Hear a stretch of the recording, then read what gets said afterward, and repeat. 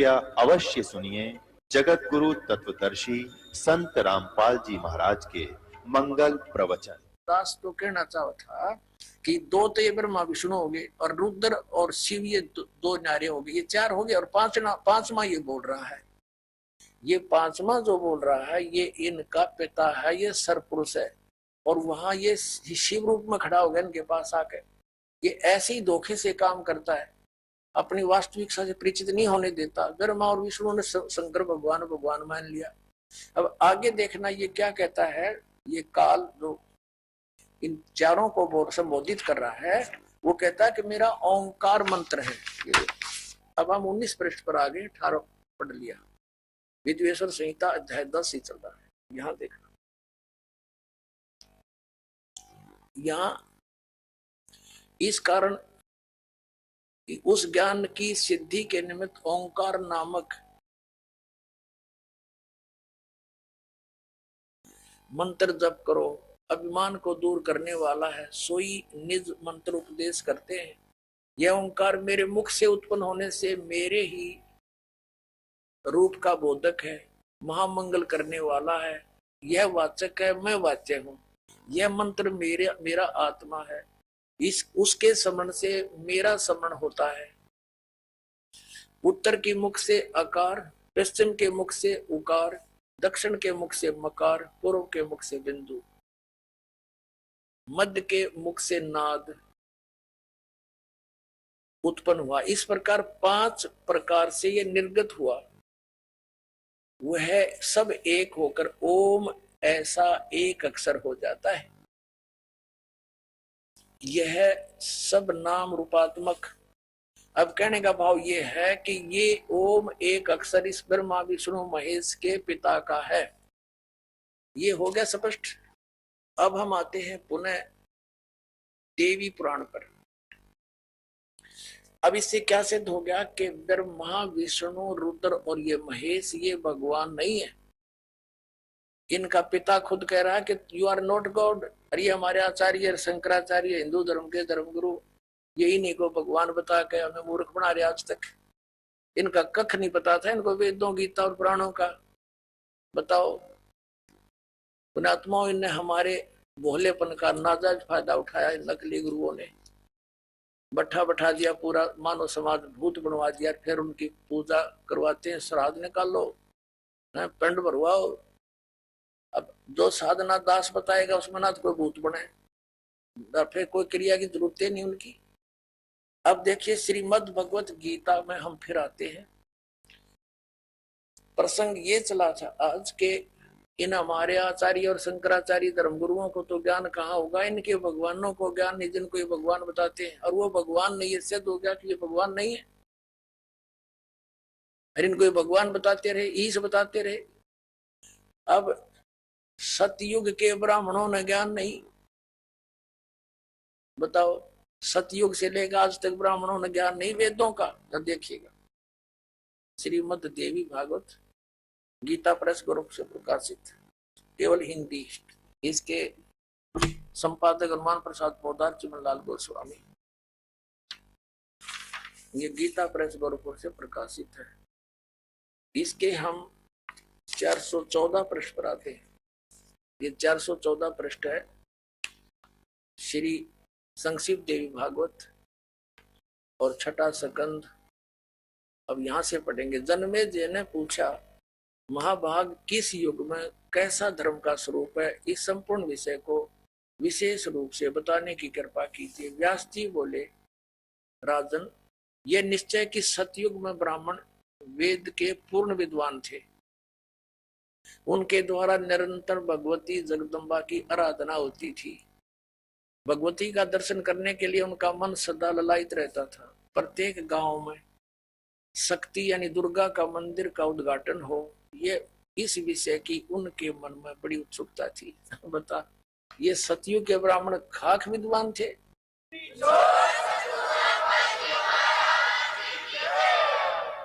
कहते हैं व्यास जी का ज्ञान देख लो कि सतयुग के ब्राह्मण वेद के पूर्ण विद्वान थे और दुर्गा की भक्ति करते थे। अरे तेरा फूटे बाग हमारे, इसे आचार्य हमारे अब दुर्गा तो कहती है कि वेद उस ब्रह्म की पूजा करो, ओम नाम है, नथिंग एल्स, और सब बातें त्याग दो। तो क्या ये सतयुग से लेकर आज तक ये ब्राह्मण लोग वेदों और गीता और पुराणों से ये अपरिचित थे? इन्होंने अपना भी नाश किया, हमारा भी बैठा बैठा दिया। अब अपना भी भक्ति नाश किया, अपना जीवन नष्ट किया, और साथ में यजमानों को भी ले डूबे। ये तो सतयुग के ब्राह्मणों के विषय में। अब कलयुग के ब्राह्मणों की जानकारी जो वर्तमान के शंकराचार्य और आचार्य तकरीबन ये ब्राह्मण ही है, ब्राह्मण वर्ण के। अब यहाँ देखो, वही छठा अध्याय चल रहा है, पृष्ठ 414 पर हम यहाँ पढ़ रहे थे अभी, ये हमने पढ़ लिया। अब यहाँ आगे व्यास जी कह रहे हैं कि धर्म की ये स्थिति त्रेता में रही, परंतु कुछ ह्रास हो गया। सतयुग की जो स्थिति थी वो द्वापर में विशेष रूप से कम होगी। राजन, उन प्राचीन युगों में सतयुग त्रेता द्वापर में जो राक्षस समझे जाते थे, वे कलयुग में ब्राह्मण माने जाते हैं। ओए होए, क्योंकि अब के ब्राह्मण प्राय पाखंड करने में तत्पर रहते हैं, दूसरों को ठगना, झूठ बोलना और वैदिक धर्म कर्म से अलग रहना कलयुगी ब्राह्मणों का स्वाभाविक गुण बन गया है। पुण्यात्माओं, अब ये इतिहास है हमारे हिंदू धर्म के धर्म गुरुओं का, इनके द्वारा दिए गए स्पिरिचुअल नॉलेज का। इन आचार्य और शंकराचार्य और हमारे धर्म गुरुओं को कख नहीं पता था हमारे सदग्रंथ क्या बताते हैं, और ये के लोक वेद सुनाया करते थे। ये क्या कहते हैं कि जीव ही ब्रह्म है, अहम आत्मा ब्रह्म, ये आत्मा ही परमात्मा है। और फिर दूसरी तरफ कहते हैं श्री कृष्ण की, श्री विष्णु जी की और श्री शंकर भगवान की पूजा करनी चाहिए। बताओ, और उधर देवी की पूजा करते हैं और इनको भगवान बताते हैं। इनके विषय में लिखा है, स्पष्ट है कि ये भगवान है ही नहीं जिनको ये भगवान बनाकर हमें पूजवाया करते थे। तो पुण्यात्माओं, ये सौभाग्य आपका कि परमात्मा ने आपको शिक्षित किया, इस दास को अध्यात्म ज्ञान युक्त किया। अब देखना पूरे विश्व में यह ज्ञान जाएगा और सब मानव का कल्याण हो जाएगा। बोलो सतगुरुदेव।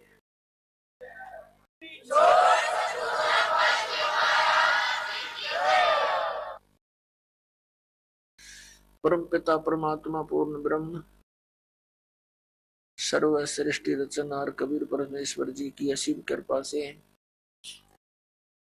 आप पुण्यात्मा सत्संग सुनने के लिए उपस्थित हुए। जिस प्यारी आत्मा के ऊपर परमात्मा की विशेष रजा होती है, उसी को ये सुअवसर प्राप्त होता है।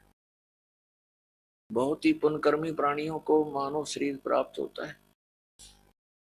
उससे भी पुण्यकर्मी प्राणी वे हैं जो परमात्मा की तलाश में, खोज में लगे हैं, और उनसे भी पुण्यात्मा वो प्राणी हैं जिनको सतगुरु मिल गए। तो पुण्यात्मा, आप उन तीसरे नंबर के, यानी गुड बेटर बेस्ट, ये बेस्ट आत्मा हो परमात्मा की, आपको सतगुरु मिल गए। अब आपका ये अंतिम जीवन होगा यदि आप आजीवन इस सत भक्ति पर दृढ़ रहे, नियमित रहे, आप सतलोक चले जाओगे। आप आज से नहीं लगे हो भक्ति के लिए, परमात्मा के लिए, आप युगों युगों से लगे हो। आप भक्ति मार्ग पर लगे हो, लेकिन बीच में गफलत कर जाते हो। किसी भी कारण से आपका इस भक्ति मार्ग से पैर फिसल जाता है, आप फिर यही काल के गड्ढे में, घेरे में पड़े रह जाते हो, और फिर से प्रयत्न करते हो इस घेरे से निकलने का, इस कुएं से निकलने का। तो अब आपका प्रयत्न, अब आपका जो इस काल के घेरे से निकलने का ये लास्ट स्टेप रह रहा है। यदि इससे फिर फिसल गए तो हजारों युगों तक आप इस स्टेप पर नहीं आ पाओगे, इस चरण में नहीं आ पाओगे। जो इस सतमार्ग से जुड़े हैं और उनका पैर फिसल गया तो वो तो बहुत कई हजार युगों के बाद ही फिर उन्हें इस भक्ति मार्ग को ग्रहण कर पाओगे। कारण क्या है? कारण ये है कि ये सत भक्ति है, यथार्थ मंत्र है। इनके जाप करने से आपकी कमाई ढेर सारी होती है, बहुत ज्यादा हो जाती है। और इसका हमने संग्रह करके सतलोक जाना था इस भक्ति की कमाई के बल से, और ये अंतिम सांस तक हमने संग्रह करना था इसका। और हम किसी भी कारण से परमात्मा के इस मार्ग से विचलित हो जाते हैं अंतिम सांस तक कभी भी, तो फिर हम यही रह जाएंगे। और यहाँ का विधान है कि जैसे कर्म प्राणी ने किया है वैसे फल उसको मिलेंगे ही मिलेंगे। आपके पुण्यों का, आपकी सतभक्ति का ढेर लग जाएगा। जैसे आपको प्रथम मंत्र दिया जाता है, इसमें हमारे कमल हैं, हमारे शरीर के अंदर ये चक्कर बने हुए हैं। चक्कर जैसे एक मूल चक्र है, फिर स्वादिष्ठान चक्र है जिसको संतों ने स्वाद चक्र बोला है, और फिर नाभि चक्र है। नाभि कमल भी कहते हैं, मूल कमल भी कहते हैं, अधिष्ठान कमल भी कहते हैं। चक्कर कहो कमल कहो, संतों ने उसे कमल बोला है, योगियों ने चक्र बोला है। फिर हृदय कमल यानी हृदय चक्र है, फिर कंठ कमल है यानी कंठ वाला चक्र है, और फिर त्रिकुटी कमल है। तो इस प्रकार हमारे शरीर में ये जितने भी कमल चक्र हैं, इन पे एक एक देवता का अधिपत्य है। मूल चक्र के ऊपर, मूल कमल के ऊपर गणेश जी का बैरियर है। ये समझ लो ये बैरियर है, अपने हम निज धाम जाना है, ये बैरियर है। प्रथम बैरियर है मूल कमल, और दूसरा बैरियर है स्वाधिष्ठान कमल यानी चक्र, स्वाद चक्र, और तीसरा बैरियर है ये नाभि चक्र, नाभि कमल। तो मूल कमल पर गणेश जी वहां के मुखिया हैं, और स्वाधिष्ठान चक्र रूपी बैरियर के ऊपर श्री ब्रह्मा जी का राज्य है, सत्ता है, और नाभि कमल पर विष्णु जी और लक्ष्मी जी, ये इनके साथ ही है। तो परिवार है इनका। ब्रह्मा जी के साथ उनकी पत्नी सावित्री है, और फिर हृदय कमल पर भगवान शिव और पार्वती यहाँ के ये अधिकारी हैं, और कंठ कमल में श्री दुर्गा जी। तो इस प्रकार हमने कंठ कमल तक जितने भी ये बैरियर हैं, इनसे पार होने के लिए आपको ये मंत्र दे रखे हैं, प्रथम मंत्र। तो इनकी भक्ति कमाई करके आप जब इन बैरियरों के पास निकट जाओगे तो आपके बैरियर का मार्ग साफ मिलेगा, और आपकी जो कमाई आपने प्रथम मंत्र में इन इन देवों की जो मजदूरी की है, साधना की है, ये आप वहां इनका टैक्स देते हुए चलोगे। इस प्रकार हमने सतलोक जाने में ये सहयोगी होते, यदि हम इस भक्ति पर लगे रहे अंतिम सांस तक, और यदि हम इनसे फिसल गए भक्ति मार्ग से, तो फिर क्या होगा? आप जी ने जो गणेश जी की के सत्र की साधना मंत्र जाप किया जो आपको दिया जाता है, तो उस कमाई को आप श्री गणेश जी के लोक में प्राप्त करोगे, वहां गण बन जाओगे। और जब आपके इस मंत्र की कमाई खत्म हो जाएगी उस लोक में, उसके बाद आप फिर श्री ब्रह्मा जी के लोक में जाओगे, क्योंकि आपने वो भी नाम जाप कर रखा, उसकी कमाई बहुत घनी बनी हुई है। तो वहां आप अपनी पूंजी को नष्ट करोगे देवता बनकर। उसके बाद फिर आप जाओगे श्री विष्णु जी के लोक में, क्योंकि उस नाम की भी जाप की कमाई आपने कर रखी है। और फिर वहां आपके उस नाम की जाप की कमाई समाप्त हो जाएगी, भक्ति कमाई, वो धन, तो आपको फिर वहां से निकाल दिया जाएगा। फिर आप भगवान शिव के लोक में जाओगे, और इसी प्रकार वहां भी आपके पुण्य समाप्त होने पर, भक्ति के इस जो भगवान शंकर के सत्र का नाम आपको दे रखा है उसकी कमाई नष्ट होने पर, समाप्त होने पर, फिर आप दुर्गा जी के लोक में जाओगे, और दुर्गा जी के लोक में जाकर के अपने इस पुण्य कमाई को फिर वहां नष्ट करोगे। तो इस प्रकार आपको ये पृथ्वी पर नहीं आने देगा, क्योंकि आप इतने पुण्य बन जाएंगे आपके, और पृथ्वी पर आए बिना भक्ति मिले नहीं। और भक्ति मिलेगी इस कलयुग के अंदर, सतयुग त्रेता द्वापर में आप इस भक्ति को नहीं करते, क्योंकि आप स्वयं ही जो साधना कर रहे होते उससे आपको लगता होता है कि हम बहुत सुखी हैं। और फिर आपको जो सतनाम दे रखा है, जो 2 अक्षर का,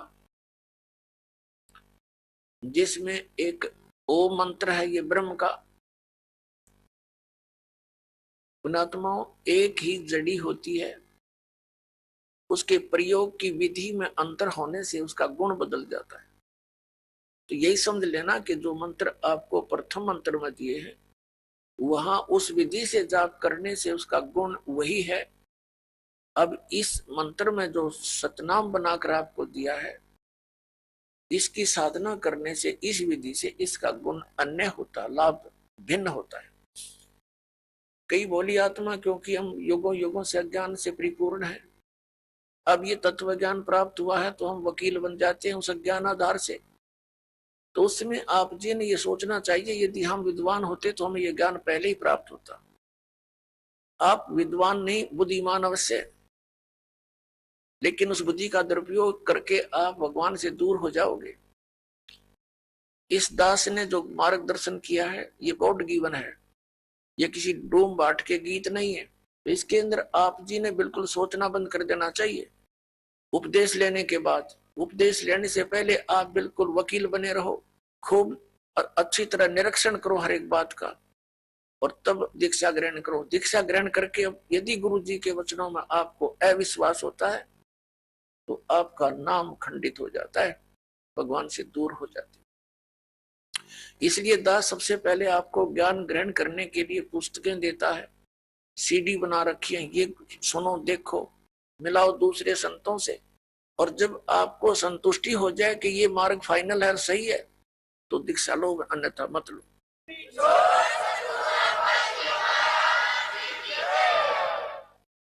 तो जो दास फिर आपको जो भी ज्ञान दे, आप एक अच्छे विद्यार्थी की तरह निसंशय होकर सुनो, श्रद्धा से सुनो, ब्लाइंड फेथ करके सुनो।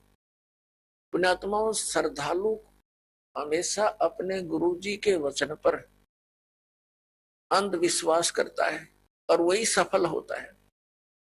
लेकिन इस गुण का इन नकली गुरुओं ने दुरुपयोग कर लिया।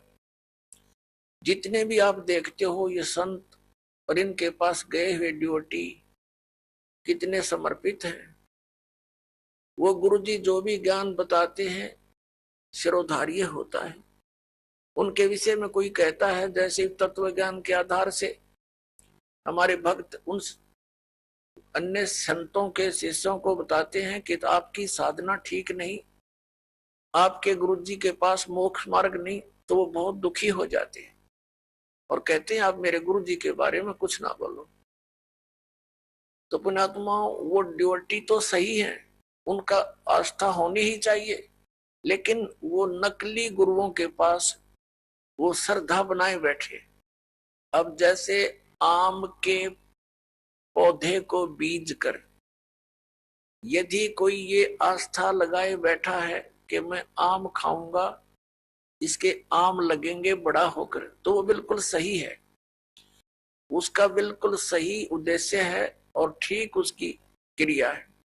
और यदि बबूल का पेड़ पौधा बो करके और वो ये कहता है कि ये बड़ा होगा, इसके आम लगेंगे, और उसको कोई जानकार व्यक्ति ये सलाह देता है कि ये आम का पौधा नहीं है, इसको आम नहीं लग सकते, और वो ये कहे कि तू मेरी भक्ति मार्ग को यानी मेरे पौधे को गलत मत बता, तो वो उसकी एक तो श्रद्धा है, जिस व्यक्ति ने उसको आम का पौधा बता करके बबूल दे रखा है, वो पूरा विश्वास किए बैठा है उस नकली आदमी पर। तो उस व्यक्ति को चाहिए कि इस व्यक्ति ने मेरे पौधे को ये बबूल क्यों बताया, उसकी फिर पूरा निरीक्षण करना चाहिए, तब उसकी सिंचाई करना, तो बबूल बोने का क्या यूज। तो जैसे भी किसी को ये शंका उत्पन्न करता है कोई कि भी आपका भक्ति मार्ग ठीक नहीं, तो उससे पूरा पूछे, अच्छी तरह निरीक्षण करे और फिर इन सदग्रंथों से मेल करे, क्योंकि किसी के लोक वेद से यानी कहने सुनने मात्र से अपने पद से डगमग होना ठीक नहीं। अपने आत्मा, ये दास आपको जो ज्ञान देता है ये शास्त्र अनुकूल है। पवित्र श्रीमद् भगवत गीता, पवित्र चारों वेद और पवित्र पुराण, ये एक पवित्र हिंदू धर्म के श्रद्धालुओं के लिए शिरोधार्य है। शिरोधार्य का अर्थ होता है इनमें जो लिखा है वो सत्य है, और इससे बाहर कोई बताता है वो असत्य है। असत्य डुप्लीकेट और सत्य ओरिजिनल। तो ओरिजिनल वस्तु से लाभ होगा, डुप्लीकेट से नहीं होगा। श्रीमद् भगवत गीता अध्याय नंबर 16 के श्लोक 23-24 में स्पष्ट किया है कि अर्जुन, शास्त्र विधि को त्याग कर जो मनमाना आचरण करते हैं उनको न तो कोई सुख प्राप्त होता है, न उनकी गति होती है, और न ही कोई सिद्धि को प्राप्त होते हैं, अर्थात यूजलेस। तो फिर फायदा क्या उस भक्ति के करने का। तो गीता अध्याय नंबर 16 के श्लोक नंबर 24 में तुरंत कहा कि इससे तेरे लिए अर्जुन कर्तव्य और अकर्तव्य की व्यवस्था में, यानी कौन सी भक्ति करनी चाहिए और कौन सी ना करनी चाहिए, सदग्रंथ ही प्रमाण है, उनको आधार मान।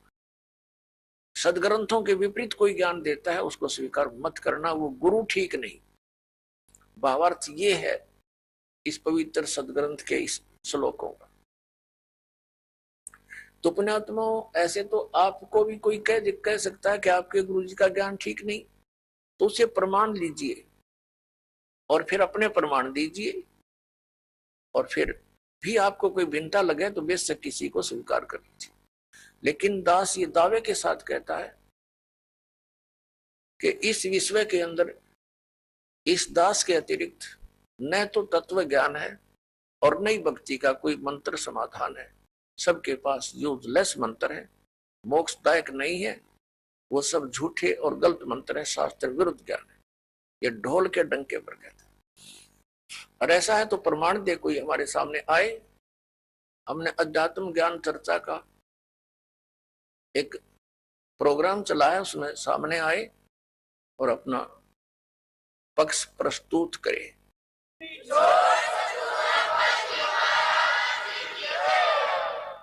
तो दास जो आपको कहना चाह रहा है वो इस विषय में है कि जो भक्ति आप करते हो और जो साधना ये दास बताता है उसके ऊपर आपको अविश्वास नहीं होना चाहिए, विशेषकर उपदेश प्राप्त करने के बाद। अगर फिर भी वो कोई अग्रम अग्रम करता, वो चातुर प्राणी है, उसने 1 2 4 20 हजार 2000 को मूर्ख बना रखा होगा, वो गुरु पद प्राप्त कर चुका है, उन औरों को अभी उलझाना ही चाहता है। अन्यथा इतने प्रमाण देखकर तो मूढ़मती भी इंसान समझ जाता है कि ये संत क्या बताना चाहते हैं। तो कहने का दास का तात्पर्य ये है कि जब आप उपदेशी हो जाओ, उसके बाद आप दास के वचन सुनो और उनको फाइनल मानो। उपदेश लेने से पहले आप पूरी तर्क वितर्क करो अपने माइंड से, एक दूसरे के साथ करो कि ये कैसे लिखा है, ये ऐसे लिखा, फिर प्रमाण देखो। हमने तो पृष्ठ नंबर और अध्याय नंबर, उनके श्लोक नंबर दे रखे हैं आपके प्रमाणित ग्रंथों में। पुण्यात्माओं, दास अपनी तरफ से एक शब्द नहीं बोलता, क्योंकि हम जीव हैं। जीव जो अपनी तरफ से बोलेगा, वो यदि ग्रंथों से परिचित नहीं है तो जीव सतर का ही बोल सकता है। लेकिन दास ने उन सदग्रंथों को पढ़ा है जो गॉड गिवन है, और गॉड गिवन जो विचार है वो जीव सतर से बाहर होते हैं। गॉड गिवन परमात्मा दत्त जो ज्ञान है उस पर जीव सोच ही नहीं सकता वहां तक, तो उनको हमने फाइनल ही मानना होगा। दैट्स ऑल, ये समझ लेना।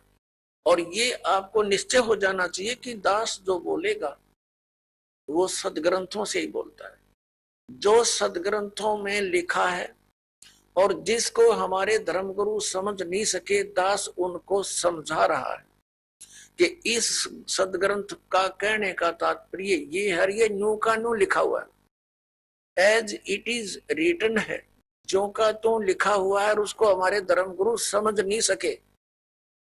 बस इतनी सी बात।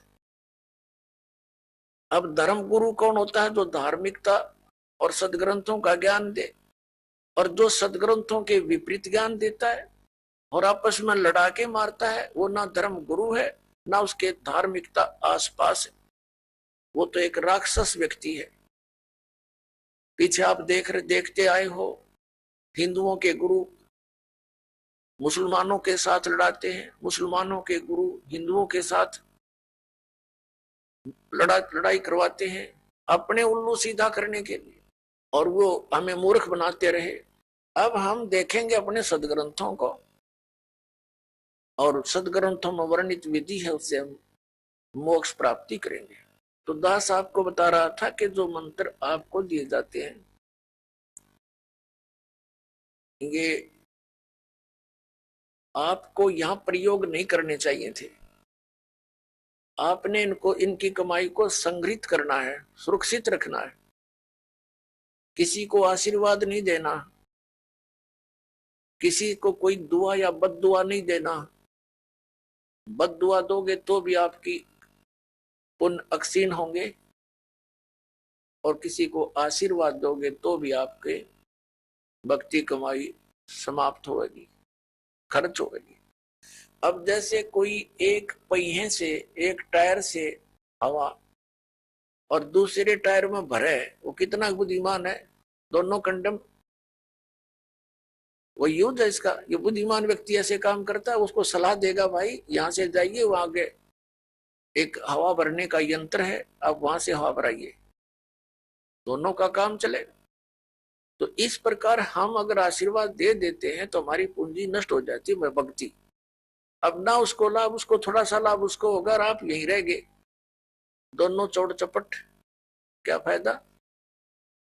तो इस प्रकार हमने अपने बच्चों को, भाई बहन, माता पिता, सबको, संबंधित जितने मित्र हैं, या वैसे भी कोई, एक सद्भावना पूर्वक सबसे प्रार्थना करनी चाहिए कि आप भी दीक्षा लो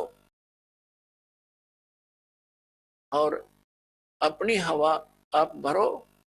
जैसे एक पंप दे दिया जाता है साइकिल में हवा भरने का, तो सब ले लो पंप और अपनी भरो हवा, जब जरूरत पड़े फुल करो, चलो गाड़ी पर, सवारी पर। तो कहने का भाव ये है कि इसी प्रकार ये गुरुदेव जी से दीक्षा लेकर के आप स्वयं अपने भक्ति मंत्र के जाप साधना के द्वारा अपने टायर में हवा स्वयं भरो और फिर चलो।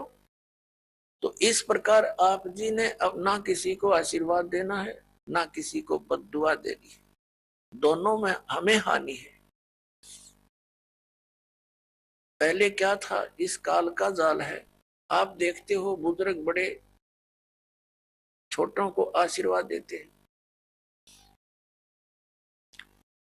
और बड़े उनके चरण छूते हैं, क्योंकि पहले जो एक आपने देखा होगा एक पाग सिस्टम है। पाग जैसे पिता की मृत्यु के उपरांत बड़े पुत्र को एक पाग बांधी जाती थी, पगड़ी, और फिर वो पिता वाले कर्म वो करता था। आप पिछला इतिहास देखिएगा तो उसमें क्या होता है कि वो आशीर्वाद देने वाला अपनी पूंजी नष्ट करता है और उनको आशीर्वाद देता है। जैसे आपने देखा होगा एक पुत्र वधू अपनी सास के पैर दबाती है या किसी और बड़ी बूढ़ी के उसके पास बैठी है उसके पैर छूती है, वो उसको दुआ देती है, पुत्रवती हो, तेरे तेरे बेटे हो, पुतों फड़िए दूध दो नहाइए, इस तरह के देते हैं। तो वो बुढ़िया के पास जो चौनी थी वह तो पुत्र वधू को दे दी, आप खाली होगी, आगे चारदर है ही नहीं। तो इस प्रकार हमने अपनी इस भक्ति को बर्बाद नहीं करना है, ना किसी पुत्र वधू को आशीर्वाद देना है। पुत्र वधू को भी परमात्मा से जोड़ दे, बेटी अपनी कमाई कर और तेरा भी कल्याण हमारा भी कल्याण होगा। अपने आत्माओं, परमात्मा कहते हैं मेर तेर की जेवड़ी यू बड़ बंदा संसार, एक कबीरा ना बंदा जो है नाम आधार। जिसने नाम प्राप्त हो गया, परमात्मा को आधार मानकर चल रहा है, वो इस संसार की मेर तेर की जेवड़ी में बंधा नहीं गा। अब हमने देखी है बुढ़िया किस प्रकार आशीर्वाद देती है।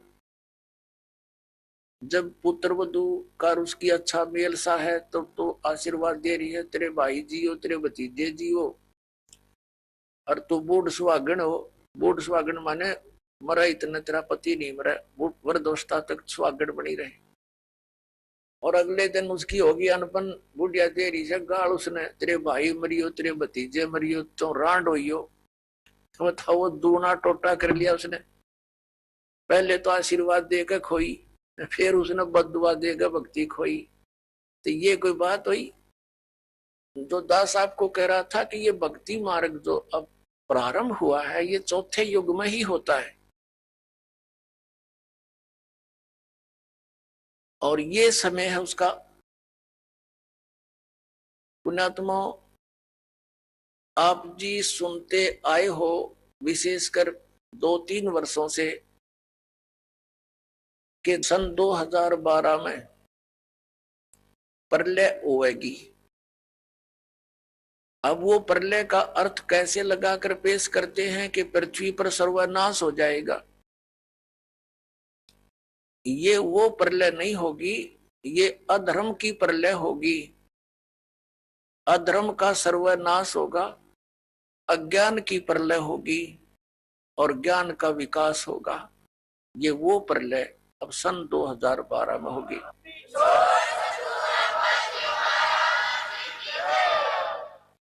श्रीमद् भगवत गीता अध्याय नंबर 4 के श्लोक नंबर 7 में कहा है, यदा यदा ही धर्मस्य ग्लानि भवति भारत। जब जब धर्म के अंदर नफरत पैदा हो जाती है, अधर्म बढ़ जाता है, धर्म का नाश हो जाता है, तो काल भगवान कहता है तब मैं अपने अंश अवतार सृजन करता हूं, भेजता हूं। अपने आत्माओं, आप जी को दास बार बार बताता है हम काल के लोक में रह रहे हैं, सरपुरुष के लोक में। और गीता जी का ज्ञान ये काल भगवान यानी ब्रह्म श्री कृष्ण जी में प्रवेश करके बोल रहा है। ये कहता है कि जब अधर्म बढ़ जाता है और धर्म की हानि होने लगती है तो मैं अपने अंश अवतार भेजता हूं, जैसे श्री राम श्री कृष्ण रूप में, श्री परशुराम रूप में, और वो अधर्म का नाश करते हैं। और दूसरे परमात्मा कौन है? जो हमारे लिंक में है, जिनसे हम संबंधित हैं। यहाँ तो हम इसलिए से संबंधित हैं क्योंकि हम इस काल के ब्रह्म के लोक में रह रहे हैं और हमारा मूल मालिक परम अक्षर ब्रह्म है। वह हमने जाना, उसके लिए हम प्रयत्न करें। तो ये काल के जो अवतार होते हैं, ब्रह्म के अवतार कैसे अधर्म का नाश करते हैं? जैसे महाभारत करवाया किसने? श्री कृष्ण जी में प्रवेश करके इस काल भगवान ने, श्री कृष्ण युद्ध नहीं करवाना चाह रहे थे, वो तो 3 बार शांति दूत बनकर गए थे और उन्होंने यहां तक प्रतिज्ञा कर ली थी कि मैं युद्ध भी नहीं करूंगा, हथियार नहीं उठाऊंगा। तो ये काल है, ये कराता है। तो उसमें कहते हैं अधर्म बढ़ गया था और उस अधर्म का नाश उसने कैसे करवाया? महाभारत का युद्ध करवा के उसमें धर्मे भी मर गए, अधर्मे भी मर गए। और फिर एक और समस्या पैदा होगी रोजी और रोटी की, बहनें विधवा होगी, बच्चे अनाथ हो गए। वो अधर्म कहाँ बढ़ा? वो तो अशांति और फैलगी और उन बहन बेटी जो विधवा होगी थी उनके साथ अन्य लोगों ने बदतमीजियां की, उनकी इज्जत के दुश्मन बन गए। ये खाक अधर्म का नाश किया उन्होंने। अब जैसे परशुराम जी ने अक्षत्रियों को मार डाला क्योंकि वो सब निर्दयी, अत्याचारी, अन्यायी हो गए थे। और यही स्थिति पुण्यात्माओं अधिकतर अब हो चुकी है। राजनेता अपने स्वार्थवशी कार्य करते हैं, अधिकतर ये अधिकारी गण भी अपने स्वार्थवश कार्य करते हैं, वो न्याय और धर्म को नहीं देखते। लेकिन परशुराम ने उनका कैसे, जो अधर्म फैला रहे थे उसका नाश कैसे किया? उनको सबको फरसे से काट डाला, उनकी हत्या कर दी। अब वो क्या अधर्म का नाश करे उसने? उनकी पत्नियां विधवा हुई, उनके साथ शेष बचे हुए लोगों ने और ज्यादा पाप किए, अधर्म किए, उनके बच्चे भूखे मर गए। ये टट्टू अधर्म का नाश करा इन्होंने। तो पुण्यात्माओं, परमात्मा कैसे उस अधर्म का नाश करता है, अधर्म की कैसे प्रलय करता है जो अब होने जा रही है। परमेश्वर 600 वर्ष पहले आए थे, उस समय उन्होंने ये तत्व ज्ञान और अपनी समर्थता का प्रमाण दिया था। परमात्मा ने ऐसे सुख दिए थे जो उनकी शरण में आए थे। 64 लाख से हुए थे कबीर परमेश्वर जी के। सन 1398 से सन 1518 तक 120 वर्ष परमात्मा इस पृथ्वी पर रहे, एक जन साधारण की लीला की, जुलाहे का कार्य किया और एक परम संत की भूमिका की, तत्वदर्शी संत की भूमिका की। और जो भी उनकी शरण में आए उनके आशीर्वाद मात्र से उनको सुख होना शुरू हो गया। यानी परमात्मा की स्थिति को पुनः स्थापित किया परमात्मा कबीर परमेश्वर जी ने और अधर्म का नाश किया। और उसके बाद फिर उन महापुरुषों के मिलते रहते हैं, वो आकर के उनके द्वारा फिर अपने धर्म का प्रचार कराते हैं। उनसे सुख होता है, जनता को भक्ति में आस्था बनी रहती है। तो अभी ये 50-60 वर्ष पहले तक पुण्यात्माओं, आप पिछला इतिहास देखो, कितना शांति से रहते थे लोग। दुखी को दुखी देखकर दुखी होते थे, उसकी मदद करते थे। एक घर में कोई अभाव होता किसी वस्तु का तो गांव इकट्ठा हो जाता था और भाई उसकी मदद करो, कोई किसी कारण से कोई उसके ऊपर आपत्ति आई है तो। और अब खुश होते हैं किसी का हानि होती है तो कितना अब बिजली गिर गई। उन महापुरुषों के द्वारा स्थापित किया हुआ धर्म अभी तक चल रहा था, अब फिर दया करी है दाता ने। ये आप देख रहे हो, क्योंकि दास के जीवन में ये 61वां वर्ष चल रहा है। इससे पहले का भी समय देखा और वर्तमान का समय भी दास देख रहा है। दिन और रात की बिजली गिर गई है, इतना अंतर हो गया।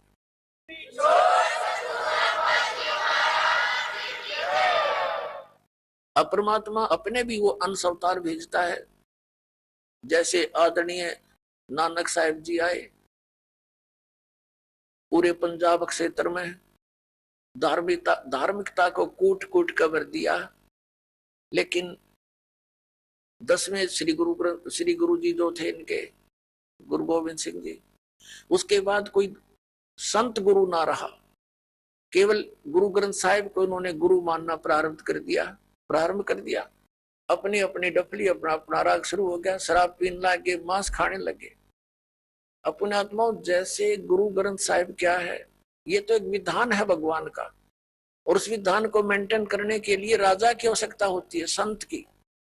तो जैसे हमारा विधान बना के छोड़ दिया, और कोई प्रधानमंत्री राष्ट्रपति कोई बने नहीं, और यूं कहे जहाँ के इस विधान को राष्ट्रपति मान लो, तो सब आप अपनी डफली बजाओगे, वो तो सारा बात बिगड़ जाएगी। तो उस विधान में जो भी नियम है उनका पालन करवाने वाले संत की आवश्यकता अवश्य पड़ेगी, और तब ये धार्मिकता बनी रहेगी। ये दास का एक संत होने के नाते एक सलाह है और सच्चाई है। तो अब ये कितना अंतर हो गया उसी पवित्र धर्म में। मुसलमान धर्म चला उस समय भी, उसमें कोई ऐसा मांस और शराब का और तंबाकू का बिल्कुल समावेश नहीं था, और अब इसमें भी ऐसे ही बहुत बुराई करगी, मांस खाते हैं और तंबाकू पीना, ये तो आम बात हो गई है। तो पुण्यात्मा, अब ये अधर्म का नाश होगा, नास्तिकता का अंत होगा, और सब लोग धर्म की तरफ चलेंगे, क्योंकि अधर्म करके सब थक चुके हैं। शराब मांस तंबाकू पीकर थक चुके हैं, लेकिन इनको कोई विकल्प नहीं दिखता, क्योंकि समाज के अंदर ये बुराई घनी घर करगी, और कदम कदम पर आगे साथी मिले हैं पीने और खाने वाले। तो अब ये दास जो ट्राई कर रहा है, कोशिश कर रहा है कि सबद समाज बनाए, और समाज ही, बच्चे जो पुण्यात्मा हैं वही अधिक मात्रा में हो जाएंगे बीड़ी शराब मांस तंबाकू से दूर और सतभक्ति करने वाले। तो धीरे धीरे उन बुराई को हटाएंगे, अन्य को भी दूर करेंगे, वो भी देखम देखा फिर अच्छाई पर लगेंगे। जैसे देखम देखा ये बुराई सब में घर कर गई है। अब प्रसंग जो चल रहा है पुण्यात्माओं, कि अब ये जो समय है ये इन 4 युगों की करीब है, सतयुग त्रेता द्वापर की और इस कलयुग की। अब ये प्राइम टाइम है भक्ति का, मोक्ष कराने का। सतयुग त्रेता द्वापर में प्राणी वैसे ही बहुत सुखी थे, अच्छी आत्माओं का जन्म होता है, तो वो जो भी भक्ति शास्त्र विरुद्ध भी कर रहे होते हैं तो भी उनको सुख होता है। तो वो ये समझ बैठते हैं कि जो साधनाएं हम कर रहे हैं इन्हीं से हमें लाभ हो रहा है। जैसे ये दास पहले भगवान श्री कृष्ण, भगवान विष्णु, भगवान शंकर जी, बाबा श्याम जी, हनुमान जी, और भी जो भी देवी देवता हमारे पवित्र धर्म में हमें पूज्य बता रखे थे, सबकी पूजा करते थे। और वो अब पता चला वो तो शास्त्र विरुद्ध साधना थी जिससे लाभ हो ही नहीं सकता, और फिर भी बहुत से ढेर सारे सुख अपने जीवन में हो रहे थे। हम ये सोच बैठे थे कि इन्हीं साधनाओं से हमें लाभ हो रहा है। अब पता चला कि उन्हीं पूजाओं को करने वाले हमारे पड़ोस में, गांव में, उनके सर्वनाश हो गए। कभी बुद्धि नहीं गई कि ये भी वही पूजा करते हैं और इनका कति नाश हो गया, और हमें कैसे लाभ मिल रहा है। वो प्रारब्ध कर्म ही हमें प्रफुल्लित हो रहा था। जिनके प्रारब्ध में पाप थे वो पाप उनको कैर तोड़ रहे थे, जिनके प्रारब्ध में सुख थे, पुण्य कर्म थे, उनको फल मिल रहे थे। पूजा दोनों ही एक जैसी कर रहे थे। अब ये पता चला कि जो साधनाएं हम कर रहे थे उनके प्रतिफल से हमें कोई सुख नहीं था। ये हमारे पुण्य संस्कार थे, पिछले जन्म के संग्रहित जो प्रारब्ध बनाकर हमें दिए गए थे, वही प्रफुल्लित हो रहे थे। और एक ऐसे भी देखे हमने जो राम नाम का आसपास भी नहीं, गुट्टी लाओ, सारा दिन बकवाद करें, ताश खेल रहे, कोई राम नाम का जिक्र करे, उसका मजाक करें, और उनके ठाठ हैं, उनकी गाड़ियां चलती है, ट्रक चलते हैं, और वो कुछ भी ना कर रहे। तो अब पता चला तत्व ज्ञान की रोशनी में कि वो सर्व उनको प्रारब्ध ही प्राप्त है, आगे उनका भट्ठा बैठेगा एक कदम। आइए अब हम उन श्रद्धालुओं के अनुभव जानते हैं जो जगत गुरु तत्वदर्शी संत रामपाल जी महाराज जी से दीक्षा प्राप्त कर चुके हैं तथा उनके द्वारा बताए गए भक्ति मार्ग पर चल रहे हैं। नमस्कार सर। सत साहिब जी। सर क्या नाम है आपका? मेरा नाम जी विनोद दास है, मैं कैथल से हूँ। सर संत रामपाल जी महाराज से नाम दीक्षा आपने कब ली? मैं जी 2014 में लिए। सर संत रामपाल जी महाराज से नाम दीक्षा लेने से पहले क्या आप कोई भक्ति साधना भी करते थे? भक्ति साधना ऐसे करता था जी, मैं बचपन में हनुमान जी का भगत था। पहले मिट्टी की मूर्ति बना के उसकी दीवार में अलमारी में चिपका के सिंदूर वगैरह ऐसा करा करता था। जैसे जैसे मैं बड़ा होता रहा, भक्ति में लीन होता रहा, मैं फिर दूर दूर जाने लगा, तीर्थ यात्रा करने लगा। कभी मथुरा जी जाता था, कभी गोवर्धन पर्वत पे इधर यात्रा करने जाता था, इधर मेहंदीपुर बालाजी जाया करता था, इधर खाटू श्याम जाया करता था, इधर मैंने 8-9 देवी हिमाचल में, वैष्णो देवी कांगड़ा जी, ज्वाला जी, चिंतपूर्णी, गुरु गोरखनाथ जी, मनसा देवी, इधर मैंने बहुत यात्रा करी। यात्रा करते करते मैं फिर गुरुद्वारों में भी जाने लग गया। जैसे जैसे बड़ा होता रहा, गुरुद्वारे के बाद मैं ईसाइयों के यहाँ गिरजाघरों में भी जाया करता था, उनका भी प्रचार सुनता था। ऐसे फिर मैं पीर पैगंबरों पे भी जाने लग गया। जैसे जैसे बड़ा होता रहा, शुरू में तो मेरे काम धंधे ठीक थे, बाद में काम धंधे मेरे जवाब देने लग गए। जाते जाते मेरे को फिर बहुत उम्र होगी और काम धंधा कहीं बना नहीं। पहले से मेरे को फिर हानियां होने लगी थी मेरे शरीर में। अब मैं देखता, जहाँ भी मत्था टेकता, कभी जाता तीर्थ स्नान पे, तो मैं सोचता भी मेरी बीमारी तो शरीर की बढ़ने लग रही है। मेरे शरीर के जोड़ दर्द ऐसे, ये जो अंग हैं ये अलग अलग हो गए, ऐसे हिलने लग गए थे जगह जगह। मेरे पैर भी दुखने लग गए थे। जब जमीन पे पैर रखते तो ऐसे पैर कच्चे हो चुके थे, तो ऐसे लिखती, हाय इधर से दुख रहा, उधर से दुख रहा। ऐसे जाते जाते फिर मैं अपने परिवार को भी ले जाता जी, रात को दिन को परिवार को ले जाता।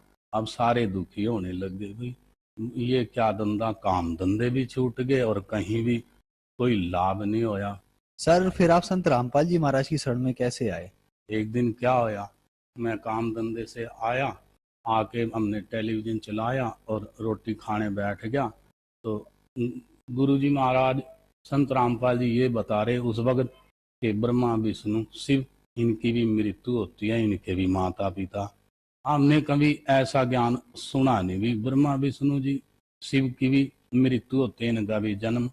फिर उस वक्त मेरे को यहाँ चोट लगी भी, भाई इस सत्संग में, इस गुरु जी के में कोई ऐसी खास बात है। फिर अगले दिन फिर वो थोड़ा सा देख पाया था मैं, कोई 10-15 मिनट, 10-1 मिनट का। अगले दिन फिर हमने चलाया तो फिर गुरु जी का वो कड़ी जो रह गई थी वो आई। उस दिन के बाद जी हम फिर गुरु जी का सत्संग हमने 1.5-2 महीने ऐसे देखा। गुरु जी का ज्ञान आ गया। भी संत रामपाल जी का भाई पूर्ण परमात्मा तो ये आगे, और हम टेलीविजन पे गुरुओं की जांच कर रहे हैं भी कौन सा गुरु अच्छा है, किसका ज्ञान अच्छा है। तो जब परमात्मा का हमारे को ज्ञान हुआ, संत रामपाल जी पूर्ण परमात्मा आ चुके, और कई हमने ऐसे सत्संग देखे जिनमें मुर्दों को जीवित परमात्मा करते हैं, और ऐसी ऐसी बीमारियां जो जिनका इलाज अस्पताल में कहीं भी नहीं, वो परमात्मा से, संत रामपाल जी से नाम लेके ठीक होने लग गए हैं। तो फिर एक दिन हम गुरु जी की शरण में चले गए, संत रामपाल जी की शरण में। ऐसे पूछते हो भाई कहाँ है ये बरवाड़ा, हमको ये भी नहीं पता था भी बरवाड़ा है कौन सी दिशा में, कहाँ है। पूछते हम चले गए, वहाँ जाके गुरु जी के भक्तों से मिले, वहाँ नामदान लिया, माथा टेका, और वो दिन है, आज का दिन है। अब हम परमात्मा से जुड़े हुए हैं। सर हमने सुना है कि जो भी श्रद्धालु संत रामपाल जी महाराज से नाम दीक्षा लेते हैं उनको बहुत सारे लाभ प्राप्त होते हैं, तो क्या संत रामपाल जी महाराज से नाम दीक्षा लेने के बाद आपको भी कुछ लाभ प्राप्त हुए? हाँ जी सर जी, हमारे को बहुत अच्छा लाभ प्राप्त हुआ। आपने ये बहुत अच्छी बात पूछी कि जब मैं तीर्थ स्नान करने जाया करता था, यात्रा करते करते मेरा शरीर डैमेज हो गया, मेरे अंग जो थे वो हिलने लग गए थे, जमीन पे पैर रखना दुर्बल हो गया था, काम धंधा तो कहाँ बना था, हम कंडम हो चुके थे सारे परिवार में, कभी कोई बीमार कभी कोई बीमार। मेरे ये पैर जमीन में रखे नहीं जाते थे, कंकर बहुत ज़्यादा चुभते थे, कच्चे हो गए थे। तो हम जब गुरु जी से जुड़े, हमने गुरु जी का जल प्रसाद लिया और जो घर में यहाँ संत रामपाल जी का जोत जगाई मालिक की, फिर मारे ये शरीर के अंग ठीक होने लग गए। एक मेरे शरीर में इधर बहुत बड़ी रसौली थी, तो मैं गरीब आदमी, तो जब मैं शीशे में देखा, मैं गंजा हो गया, मैंने शीशे में देखा अभी ये तो बहुत बड़ी रसौली है। तो मैं अगर अपनी औरत को बताऊंगा तो वो तो इस बात का बहुत वो करेगी, कहीं वो मरी ना जावे, हमारे पास पैसे भी नहीं। तो भी डॉक्टर लोग तो ये कह देंगे ऑपरेशन होगा, हमें 2 लाख लगे, 3 लगे, 2.5 लाख, इतने का ही मेरा मकान भी मकान बिक जाएगा और मेरी ये रसौली का ऑपरेशन कर देंगे, काट देंगे, बाद में गारंटी देते नहीं डॉक्टर लोग, जिंदा रहूं के मरूं। फिर मैंने बताया नहीं इस डर से भी मेरे साथ ये घटना हो चुकी है, परिवार में मातम छा जाएगा, मैंने कभी जिक्र नहीं करा अपने बच्चों से और उससे भी मैं एक ऐसी बीमारी का शिकार हो चुका हूँ जो मेरा बचना मुश्किल है। फिर मैं परमात्मा से जुड़ गया था, मैंने घर में जोत जगाई मालिक की। जोत जगाने के बाद में मेरे घर से जैसे मैं आधी रात को पेशाब करने उठ जाया करता था, तो जब कुछ ही दिन हुए थे मालिक से, जैसे 15-20 दिन हुए, तो मेरे को क्या दिखा, मेरे घर से काले काले परछाइयां जाने लग रही हैं घर से निकल के, कोई काले काले मनुष्य जैसा, कोई भूत प्रेत होते, कोई शैतानी आत्मा होती, तो वो घर से जाने लग रही हैं दबादब। जैसे मैं जोत जगा दिया करता, मैं बहुत सारा घी डालता था, जोत का मेरे को बड़ा शौक था। फिर जब हम गुरु जी का जो पहला मंत्र दिया, गुरु जी का जाप करने लगे, फिर मेरे को दूसरा सतनाम मिला, ऐसे हम जाप करने लगे। आज देख लो मेरे सिर में कोई रसौली नहीं, आज भी वो रसौली का निशान रह गया है, बिना ऑपरेशन के मैं आज ठीक ठाक हूँ। मैंने कभी गोली 1 रुपए की भी नहीं ली इस रसौली के, उसमें जबकि मेरा बहुत बड़ा ऑपरेशन होना था। संत रामपाल जी महाराज की कृपा से आज मैं ठीक हूँ, वो धरती पे पूर्ण परमात्मा आए हुए हैं। तो एक बार की बात है जी, मैं तीर्थ यात्रा करते करते बहुत दुखी हो गया। मेरे जो मैं कपास की मशीनों का मिस्त्री भी था, तो मैं बहुत दुखी हो गया। ऐसा रात और दिन तीर्थ यात्रा करता था। पहले तो मेरे काम बहुत अच्छे थे, उसके बाद में काम धंधे खत्म होने लग गए। जितना मैं तीर्थ यात्रा पूजा पाठ की तरफ जाता रहता, लाले भी कहते सेठ लोग, भाई मिस्त्री तो बहुत भगत आदमी है। ऐसे जाते जाते मेरे पास इतनी गरीबी आ गई, खाने को दाने नहीं और चाय पीने को कुछ पैसे भी नहीं, ना घर में चाय पत्ती। तो मैं क्या करता था जी, इतनी गरीबी आ गई, तीर्थ यात्रा नहीं छोड़ा करता था मैं। बिना मीठे के, बिना दूध के, मेरी लड़की वो कहती पापा चाय, मेरा बेटे देखना तो पैसे अगर आज उधार ले लेंगे फिर कल को देने पड़ेंगे, कल नहीं हफ्ते 10 दिन बाद फिर मांगेगा देने पड़े, तू ऐसा कर बेटे, चाय की पत्ती उबाल कर वही पी लेंगे ठंडी करके। तो ऐसे करके हम चाय बिना मीठा, बिना दूध के, पत्ती के हम चाय पिया करते थे। मैं देवताओं के तीर्थ स्नान करने जाता था, मेरे को ना कोई पैसे की लाभ होया और ना ही कोई मेरा काम धंधा बना, बल्कि जिनसे मैंने पैसे टके लेने थे वो भी मेरे पैसे टके मारे। मेरे को नुकसान के अलावा और कुछ नहीं होया। अब मैं परमात्मा से जुड़ा हूँ, तो मेरे बच्चे भी काम धंधा करने लग गए हैं थोड़ा बहुत, मेरा भी काम धंधे की स्थिति ठीक हो गई है। ऐसे करके आज मैं बिल्कुल स्वस्थ हूँ, अच्छा हूँ, अपने परिवार को ठीक ठाक से चला रहा हूँ। मैं जी संत रामपाल जी पूर्ण परमात्मा की नाम लेने के बाद में उनकी कृपा से आज मैं बिल्कुल ठीक ठाक हूँ, ना मेरे को कोई रोग है, ना कोई बीमारी है, और घर का भी पालन पोषण ठीक ठाक से चल रहा है। अब पिछले साल हमने एक प्रार्थना लगाई थी, मेरे पास एक कमरा था, गुरुजी की प्रार्थना लगाई, मेरे पास 1 लाख रुपया इकट्ठा हो गया बच्चों का, कुछ इधर उधर से आ गया, जो मेरे को कोई 100 रुपया भी उधारा नहीं देता। ऐसा करके गुरुजी की प्रार्थना लगाई, वहां से बोला गुरुजी का नाम लेके, और गुरुजी की कृपा से आज एक कमरा बहुत शानदार बन चुका है। ऐसे कई बार मेरे को गुरुजी दिखते रहते हैं। और लाभ जी ऐसा है कि मेरा लड़का है, वो मंजी पे पड़ा था, मंजी पे पड़ा रहता था। अब डॉक्टरों को दिखाते, डॉक्टरों के बड़े बड़े अस्पताल में चक्कर मारने पड़ते हैं, मिलता जाता कुछ नहीं, गोलियां कुछ दे देते हैं, और बीमारी कोई है, दवाई कोई। अब खाए गए बच्चा मेरा मंजे पे पड़ चुका था, मोहल्ले में सबको पता। उसकी पागलों जैसी हरकत हो गई थी, शरीर हो गया था, और डैमेज हो गया था, सारे अंग शरीर दुख गए थे, क्योंकि मैं परिवार को खींचता था भाई चलो भाई तीर्थ यात्रा करते हैं, आज गोगा जी जाएंगे, आज रामदेवरा जाएंगे, है जी, आज मेहंदीपुर बालाजी, खाटू श्याम, इधर में जाता रहता था। तो एक बार मैं गंगा सागर कलकत्ता भी चला गया तीर्थ यात्रा करते करते, ऐसा मेरे को कोई पैर में चक्री बंधी हुई थी। मैं नेपाल से शुरू हुआ वैष्णो देवी और इधर गुरुद्वारे सरदारों के मैं जाता, बड़ा पहले घूमता पीता था, मैं चला गया जी गंगा सागर, बोलो परले कोने से हिंदुस्तान के, उधर चला गया। अब मेरे को लाभ होया नहीं, मैं क्या करता, दुखी था पहले। और जब परमात्मा से मैं जुड़ा, उनसे भक्ति ली, मैंने बच्चों को नामदान दवाया। आज मेरा बच्चा जो मंजे पे पड़ा था, आज मेरा लड़का करीब 24-25 साल का है और वो मंजे पे पड़ा रहता था। चलना फिरना मोहताज, उसकी याददाश्त भी खत्म हो चुकी थी, बिल्कुल बावड़ा सा हो चुका था, अंग दुखते थे, ये गोड्डे के जोड़ ढकने अलग हो चुके थे ऐसे ऐसे। एक बार दिखाने लगा तो दोनों जोड़ ऐसे ऊपर की जो ढक्कन होते हैं गोड्डे के, वो ऐसे ऐसे हिला रहा, वो जो मालिश करने वाला, वो कह रहा है ये तो ढक्कन तो इसके अलग हो रहे हैं, ये क्या हो गया भाई, अभी ऐसा कुछ खाया भी नहीं, कुछ करा भी नहीं, दवाएं ले लेते हैं। कभी तेल ताल मलस दे रहो, दो मेरे बस का तो है नहीं, कोई डॉक्टरों को दिखाओ। फिर हम कुछ दिन बाद गुरुजी से नाम लिया, मेरा बच्चा ठीक हो, गुरुजी से हमने प्रार्थना लगाई, गुरुजी से एक बार नाम दिलवाया। नाम दिलवाने के बाद में मेरे लड़के के यहाँ एक काला सा इतना बड़ा कोई चीज निकली, उसके ऊपर बाल शरीर के अंदर से ऐसे ऐसे निकले। संत रामपाल जी के वहां लेके गया जी, वो पूर्ण परमात्मा धरती पे आए। तो मैं लाइन में लगा के ले गया, गुरु जी ऐसे आशीर्वाद देते हैं सबके ऊपर, ऐसे बेटा भक्ति करना, ऐसे चलते रहते हैं हम, ऐसे सिर कर लेते हैं। तो मेरे बच्चे के सिर पे गुरु जी ने हाथ रखा, मैं गुरु जी मेरी प्रार्थना, बोले वहीं रुक गए, तो बोलो भगत जी। तो मैं कहा मालिक ऐसा है, अभी हम नाम लेके गए हैं, कोई 15-20 दिन हुए हैं, और इसके शरीर में से ये यहाँ से ये निकल गया, यहाँ से ये निकल गया, और मेरे बच्चे कहते हैं भाई ये तो पागल हो गया। मगर बेटा अगर ये पागल हो गया बच्चा, तो मैं तो मकान बेच दूंगा, फिर मैं अस्पताल में पैसे लगा दूंगा, किराए पे फिरना। तो मगर गुरुजी ये यहाँ ये लिकड़ गया।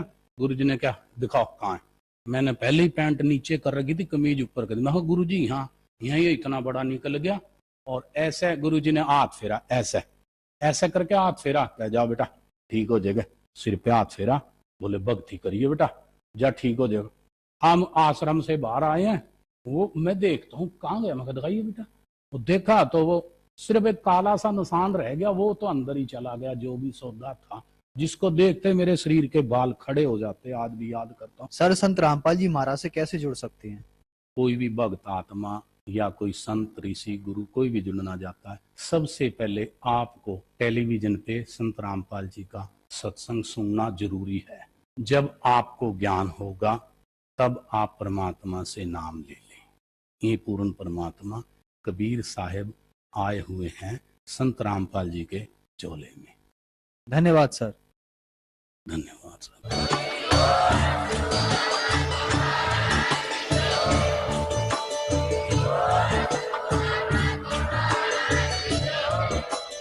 आप सुन रहे थे जगत गुरु तत्वदर्शी संत रामपाल जी महाराज जी के मंगल प्रवचन। अधिक जानकारी के लिए विजिट कीजिए हमारी वेबसाइट www.jagatgururampalji.org। संत रामपाल जी महाराज जी के शुभ आशीर्वाद से पूरे विश्व भर में 500 से भी ज्यादा नाम दीक्षा केंद्र हैं, जिन पर संत रामपाल जी महाराज जी द्वारा ऑनलाइन निःशुल्क नाम दीक्षा दी